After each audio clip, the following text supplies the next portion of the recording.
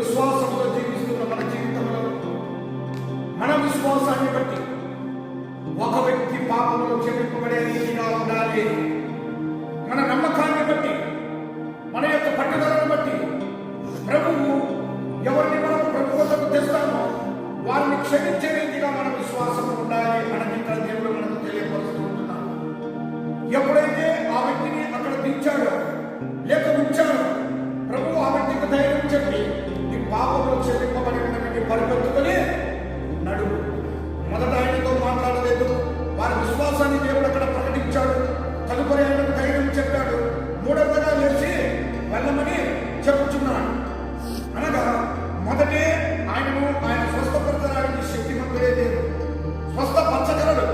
అయితే పాపము మనలో ఉన్నప్పుడు మనకు జరగవలసిన కార్యాలు ఏమి కూడా భూమి మీద జరగవు.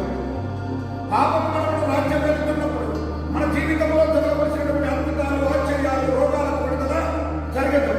పాపము మన నుండి వేరుపరచబడాలి, మనం పరిశుద్ధులుగా చేయబడాలి. తరువాతనే ప్రభు కార్యాలు మన జీవితంలో జరుగుతాయన్న సత్యాన్ని అపచ్చవాయు గల రోగి ద్వారా దేవుడు మనకు తెలియపరుస్తున్నాడు. మొదల ధైర్యం చెప్పి పాపములను క్షమించి ఆ పాపములను క్షమించే అధికారం కలిగినటువంటి దేవుడు ఈయన కనుక తరువాత ఆ వ్యక్తికి ఆరోగ్యాన్ని ఇచ్చినట్టు మనం చూస్తున్నాం.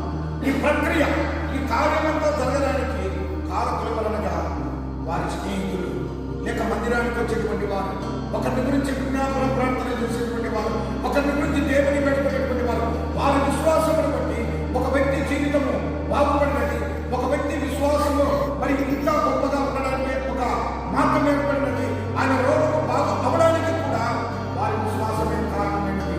దేవుని బిడ్డల అనేక దినముల నుండి ప్రభు మందిరానికి వచ్చినటువంటి మన విశ్వాసాన్ని బట్టి ఎందరో బలహీనులమైన వారు ఆయనకైతే కాలు చేతులు కదలలేదు.